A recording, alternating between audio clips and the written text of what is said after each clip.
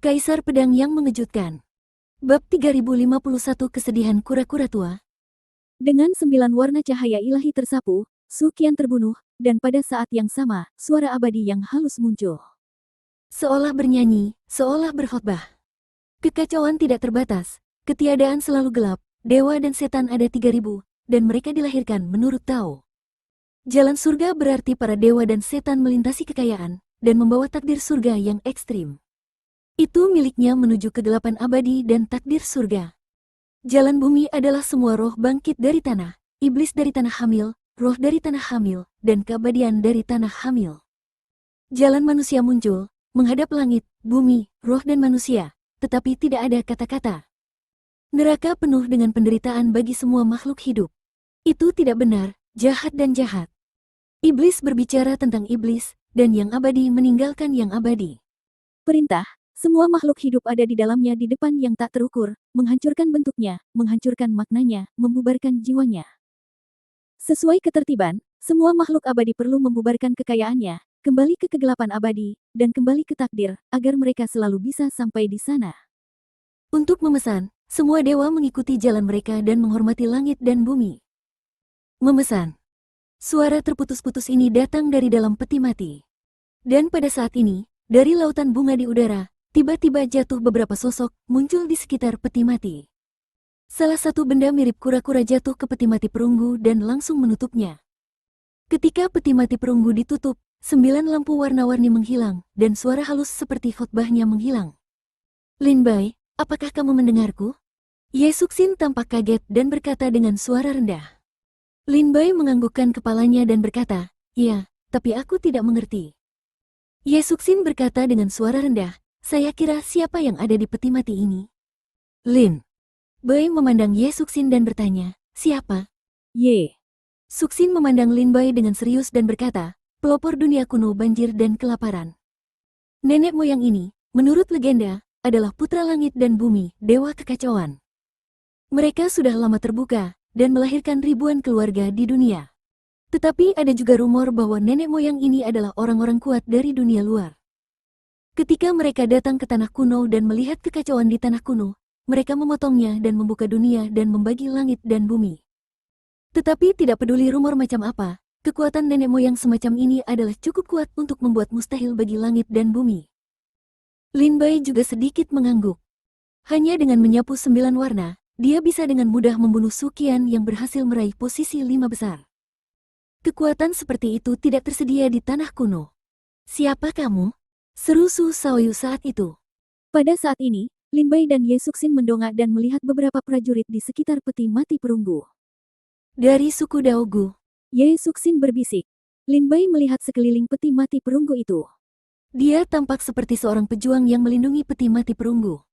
Dia termasuk di antara lebih dari 10 suku Daogu yang kuat, seperti Guxiang dan Gu Hongliang, yang masuk ke sini sebelum suku Daogu.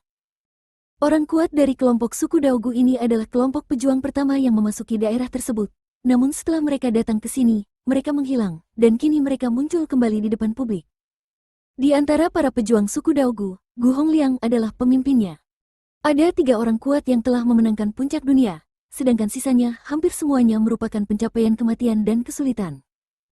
Selain Gu Hongliang dan Gu Xiang, Lin Bai mendongak dan melihat seekor kura-kura tua tergeletak di peti mati perunggu, menyeka keringat di dahinya dengan cakarnya, yang sepertinya merupakan alarm palsu. "Kura-kura tua!" Lin Bai berteriak. Mendengar perkataan Lin Bai, kura-kura tua itu terkejut dan berkata, "Hei, Lin Bai, bagaimana kamu bisa datang dari Dongsu ke Nanzu?" Kura-kura tua itu sedang berbaring di peti mati perunggu dan memandang Lin Bai. Matanya lebih kecil dari kacang hijau, penuh kebahagiaan dan senyuman. Lin Bai bertanya, "Di mana Bauer?" Kura-kura tua itu tercengang. Dia menatap mayat naga dan berkata sambil tersenyum, "Tidak, itu dia." Lin Bai mendongak dan melihat bahwa di atas mayat naga yang digantung, di antara tanduk naga, ada seorang gadis yang marah dengan 2 roti kukus besar di tangannya, sedang makan dengan keras. Sambil makan satu kepala penuh, sambil menatap kura-kura tua dengan marah, gambaran memakan kura-kura tua hidup-hidup. Lin Bai tertawa dan berseru, "Sayang."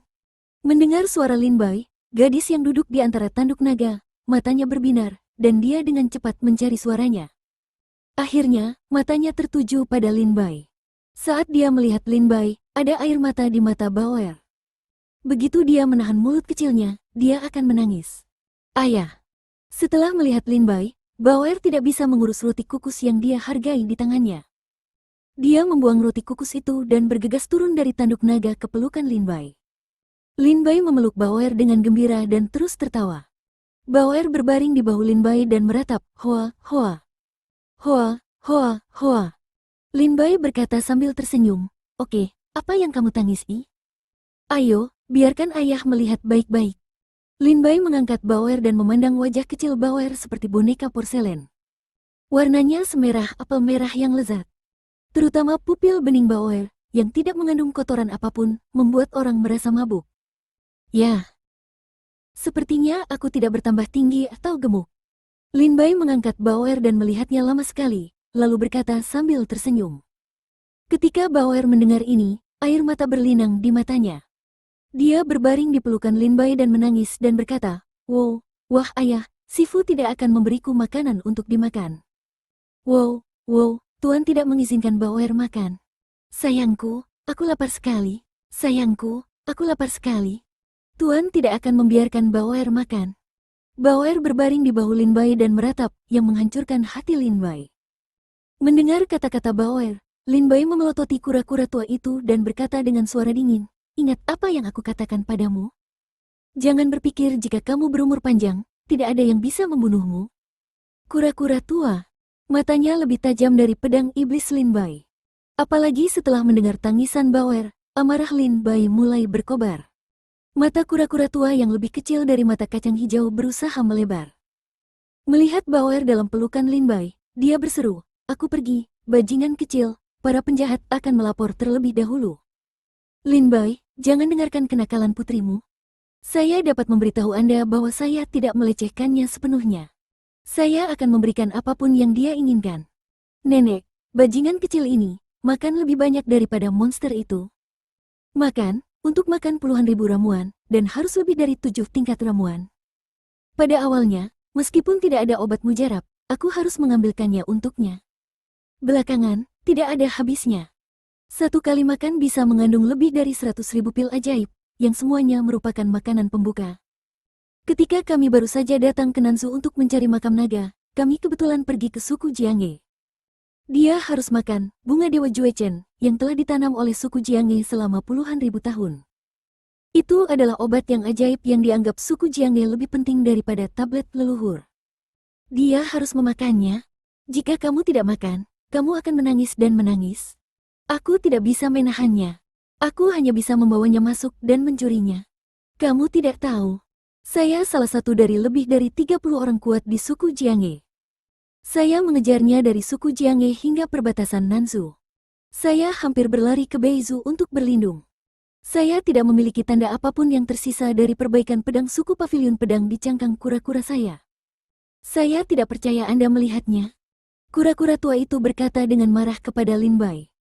Berbicara, kura-kura tua itu berbalik dan membiarkan Lin Bai melihat bekas pedang tebal di cangkang kura-kura. Untungnya, meski budidaya pedang suku Jianghe kuat, cangkang kura-kura saya juga cukup kuat. Kalau tidak, saya akan terpotong oleh ribuan pisau. Kura-kura tua itu meraung ke arah Lin Bai. Bab 3052 Pecinta Makanan Bauer. Lin Bai tercengang oleh suara menderu kura-kura tua itu. Secara khusus, Lin Bai terkejut melihat bekas pedang tertinggal di cangkang kura-kura tua itu. Ada pedang tajam di setiap tanda pedang, yang tidak bisa ditinggalkan oleh seniman bela diri biasa.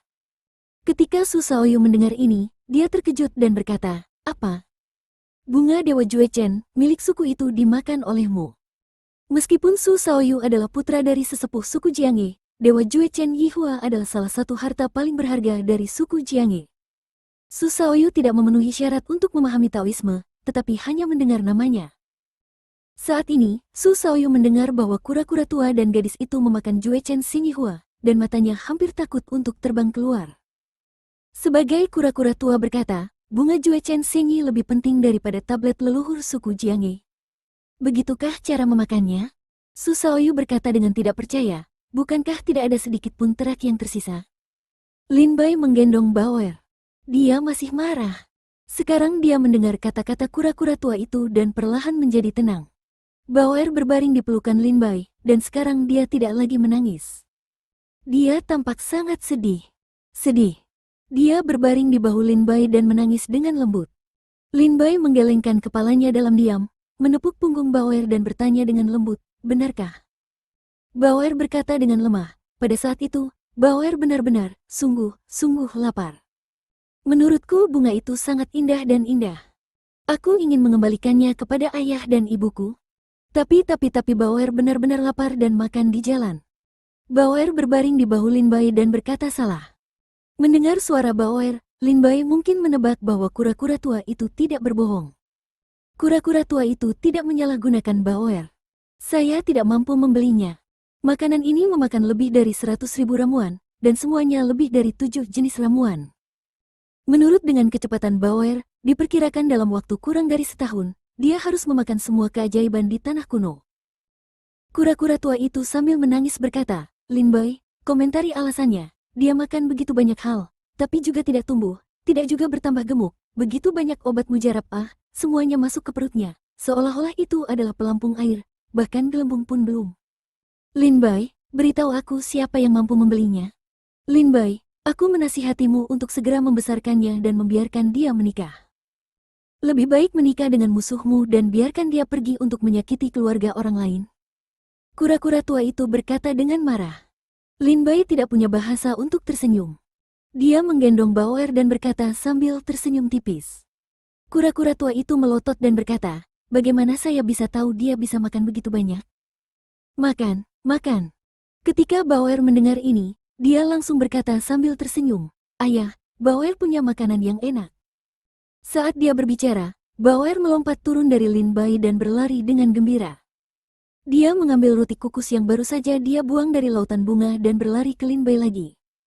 Dia memiliki 2 tangan kecil, satu dengan roti kukus besar. Dia telah menggigit sepotong roti kukus, dan roti kukus itu jatuh ke tanah dan ternoda lumpur. Melihat roti kukus di tangannya, dia serakah dan memberikan roti kukus itu kepada ayahnya.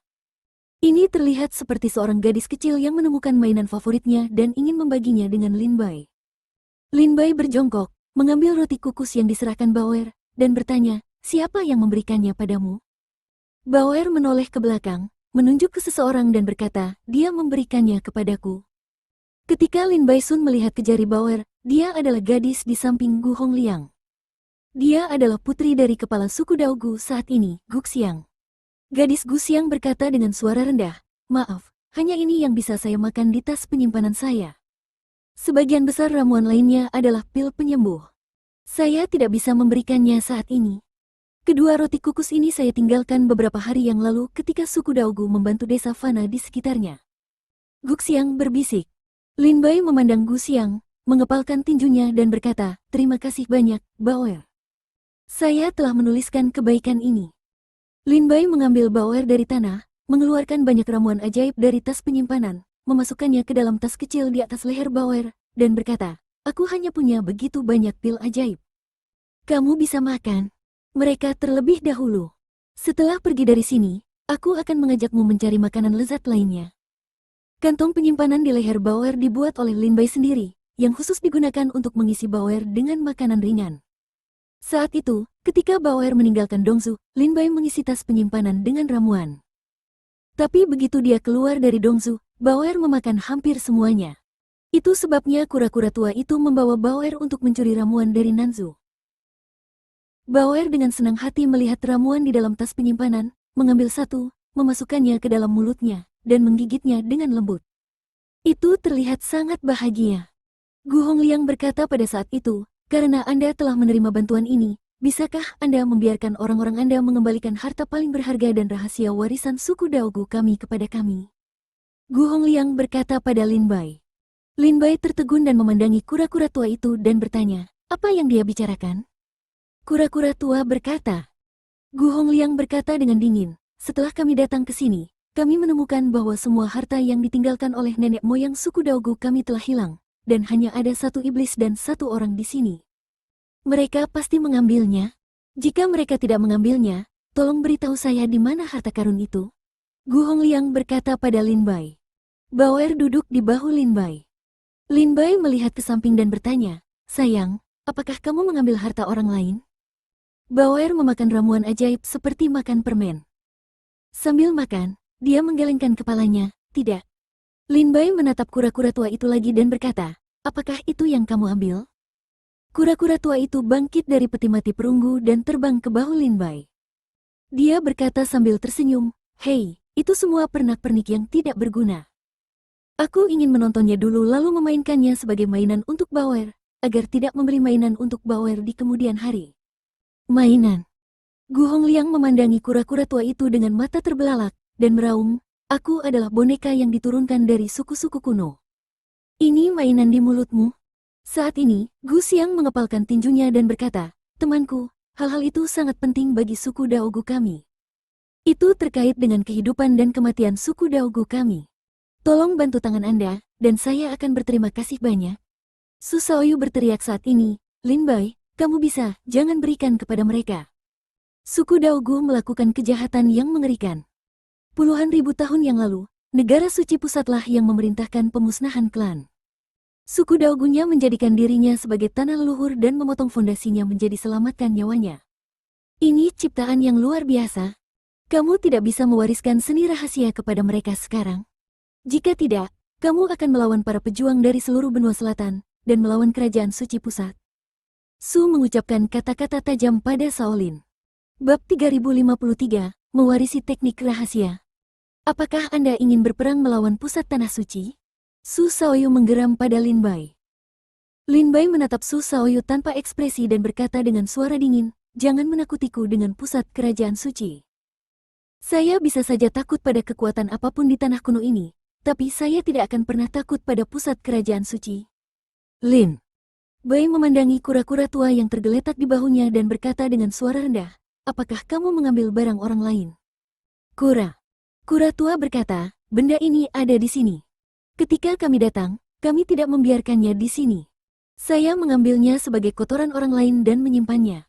Sekarang, kura-kura tua yang besar itu kembali meneriaki saya." Kura-kura tua itu menatap Gu Hongliang dengan marah dan berkata dengan suara dingin, "Kamu benar-benar mengganggu. Ketika saya berbicara, bisakah Anda berhenti menyela?" Lin Bai berkata sambil tersenyum, "Itu benar-benar menjengkelkan." Lin Bai tidak terlalu menyayangi Gu Hongliang, terutama di depan makam naga. Untuk menjaga rahasia suku Daogu, dia bahkan ingin membunuh Lin Bai. Kemudian, dia mengejar Lin Bai ke makam naga. Gu Xiang berdiri saat itu, mengepalkan tinjunya dan berkata, "Temanku, kamu telah mengambil semua harta karun di sini. Kami dapat membiarkan Anda mengambil 2 atau 3 dari mereka, tapi tolong kembalikan rahasia warisan suku kuno kami. Tolong." Gu Xiang berkata dengan sungguh-sungguh. Su Shaoyu berkata dengan dingin, "Lin Bai, kamu harus berpikir jernih." Lin Bai memandang Su Shaoyu dan berkata, "Meskipun aku tidak menyukai prajurit suku Daogu, aku tidak menyukaimu lebih dari yang lain." Ketika Su Shaoyu mendengar kata-kata Lin Bai, dia langsung mengatakan sesuatu yang buruk. Su Shaoyu tidak ingin Lin Bai menyerahkannya kepada suku Daogu, tetapi Su Shaoyu diperintahkan untuk mengambil kembali warisan tersebut dan membawanya kembali ke suku Jiangge.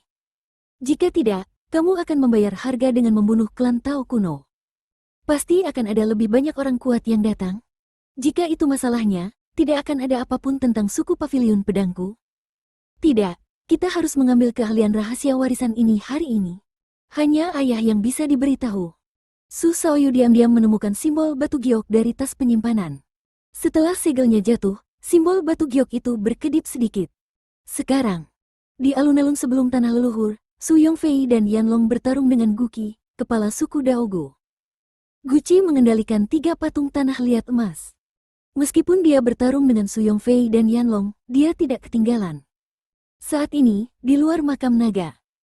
Pada saat ini, Su Yongfei mengeluarkan jimat giok dari tas penyimpanannya, melihatnya, dan berkata kepada Yanlong, "Putraku Su Shaoyu telah menemukan rahasia warisan suku Daogu, tetapi tampaknya ada beberapa masalah.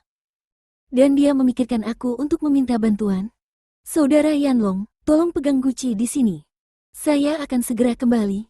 Dengan itu, Su Yongfei terbang langsung ke makam naga alih-alih bertarung dengan Guqi. Jika Su Yongfei ingin pergi, Guqi tidak bisa menghentikannya.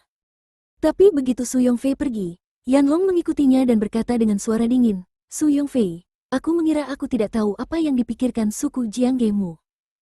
Dalam beberapa tahun terakhir, suku Pavilion Pedangmu telah melakukan gerakan kecil.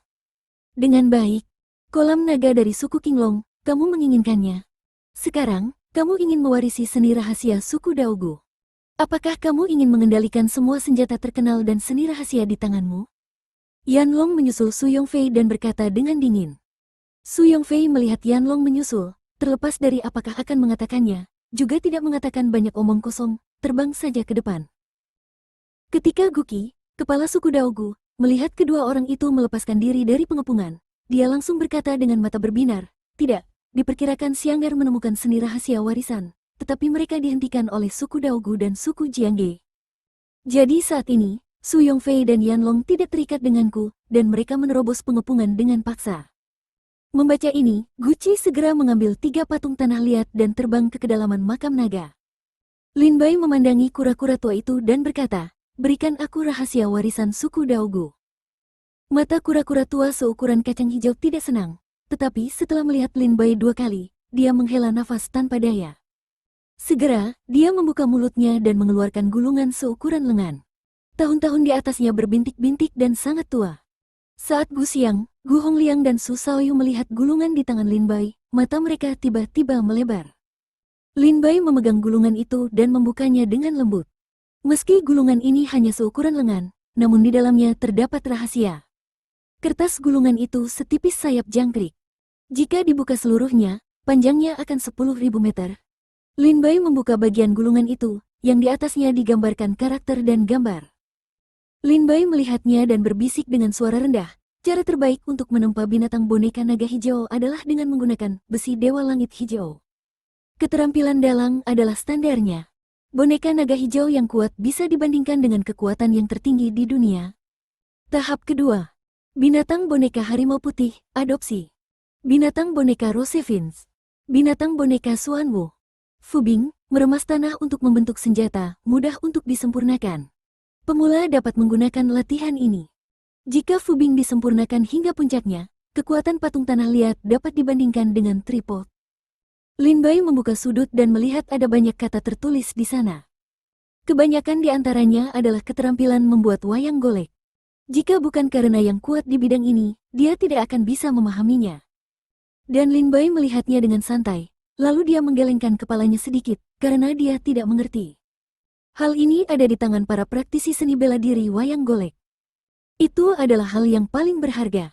Tapi di tangan Lin Bai, itu adalah iga ayam, karena Lin Bai tidak mengerti apa yang tertulis di atasnya.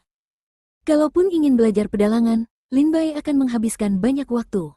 Setelah melihatnya, dia menemukan bahwa dia tidak mengerti. Lin Bai langsung menyimpan gulungan itu dan memegangnya di tangannya. Baik Gu Xiang maupun Gu Hongliang terkejut. Gu Hongliang bertanya, apakah ini rahasia warisan suku Daogu? Lin Bai berkata sambil tersenyum, memang benar ada banyak teknik pemurnian boneka yang terekam di dalamnya. Tapi itu bukan rahasia suku Daogu Anda, jadi saya tidak tahu. Gu Xiang berkata dengan penuh semangat, temanku, namamu Lin Bai, bukan? Saudara Lin Bai, tolong kembalikan rahasia warisan ini kepada suku Daogu kami. Tidak ada gunanya di tangan orang lain. Tapi di suku Daogu kita, ini tentang kelangsungan hidup suku Daogu ini. Tolong kembalikan, saudara Lin Bai. Gu Xiang berkata dengan penuh semangat.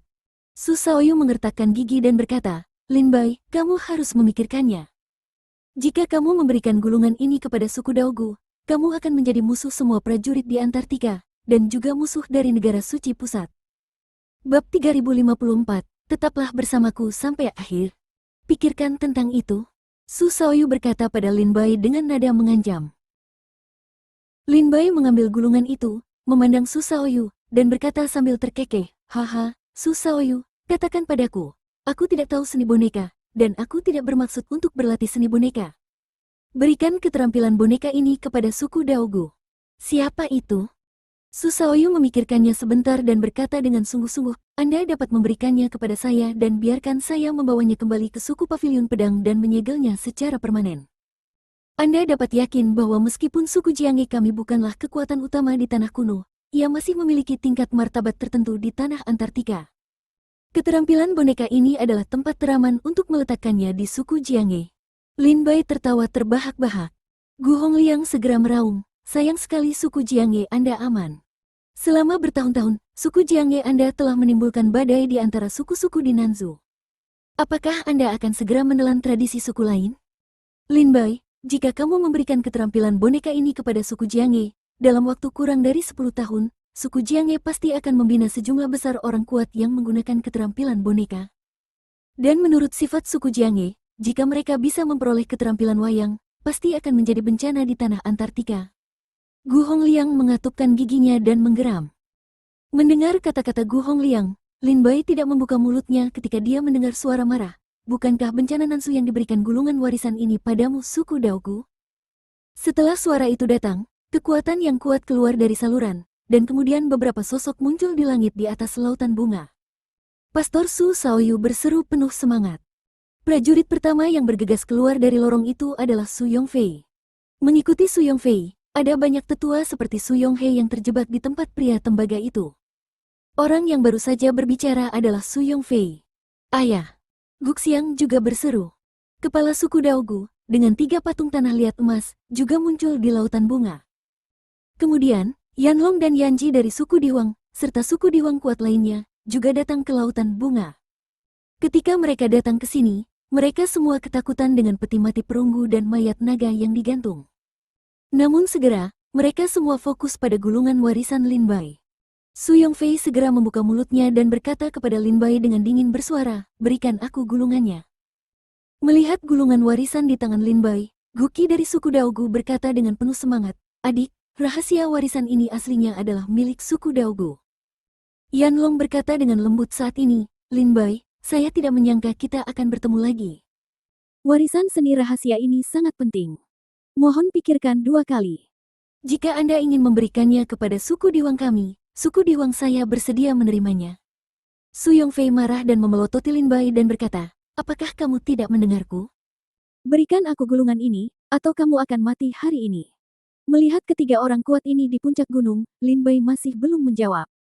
Kura-kura tua di bahu Lin Bai berkata sambil tersenyum, "Oh, gonggongan anjing macam apa di sini sungguh menjengkelkan. Lin Bai, jangan berikan pada mereka. Akan kulihat bagaimana mereka akan membunuhmu hari ini. Jangan khawatir, aku melindungimu hari ini." Kura-kura tua berkata dengan wajah tua. Lin Bai berkata sambil tersenyum masam, "Ada hampir 20 orang kuat di 3 suku besar, suku Dihuang, suku Jiangye, dan suku Daogu. Di sini, ada 3 orang kuat yang telah memenangkan puncak tripod.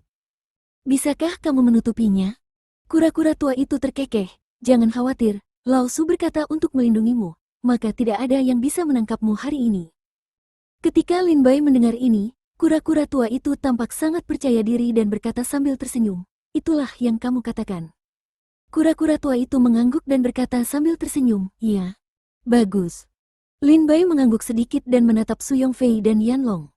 Dia berkata kepada Yanlong, "Tuan Yanlong, suku Dihuang setidaknya merupakan kekuatan super di Asia Selatan, setelah keluarga Dewa Racun. Diperkirakan suku Dihuang tidak ingin memiliki reputasi buruk karena merampok orang lain untuk mewarisi seni rahasia hanya untuk keterampilan boneka." Yanlong terkekeh, "Lin Bai, kamu benar. Kalau di hari biasa, kalau berhadapan dengan suku lain, suku Daoguku benar-benar tidak mau bersaing dengan mereka untuk mendapatkan rahasia warisan apapun. Tapi masalahnya berbeda. Ini adalah suku Daogu yang secara pribadi diperintahkan untuk dihancurkan oleh negara suci pusat. Hari ini, dekrit kekaisaran masih disimpan di kuil leluhur Nanzhou. Suku Dihuang saya tidak bisa mengabaikannya." Lin Bai mengangguk dan tertawa, lalu memandang Su Yongfei dan berkata, "Saya ingin tahu, jika saya tidak mewariskan keterampilan rahasia ini kepada suku Jiangye, apa yang akan dilakukan suku Jiangye terhadap saya?"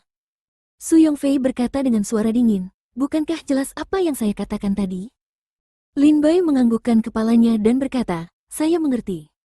Segera, Lin Bai melihat ke arah Guqi, memegang gulungan warisan di tangannya, dan berkata sambil tersenyum, "Anggota senior suku Daogu, saya dapat mengembalikan keterampilan rahasia warisan ini kepada Anda. Selain itu, buku ini mencatat semua alasan mengapa suku Daogu Anda menghancurkan fondasinya. Setelah membacanya, Anda akan memahami ketidakberdayaan dan niat telaten nenek moyang suku Daogu Anda saat itu." Berbicara, Lin Bai akan mewarisi gulungan dan buku itu langsung ke Guqi.